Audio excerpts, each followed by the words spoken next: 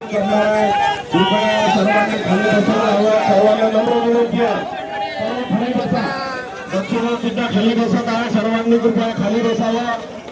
आप आपल्या जागे बिठाना. मस्तान भाई यहाँ बैठे थे आप, वही सब लोगों को बिठाइए.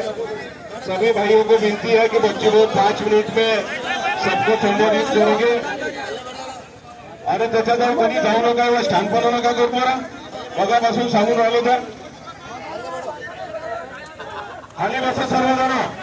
कार्यकर्त्यांना, पदाधिकाऱ्यांना, शेतकऱ्याच्या समर्थनार्थ जो कोणी आला असेल त्याला त्याच्या मायेची शपथ आहे का खाली बसा.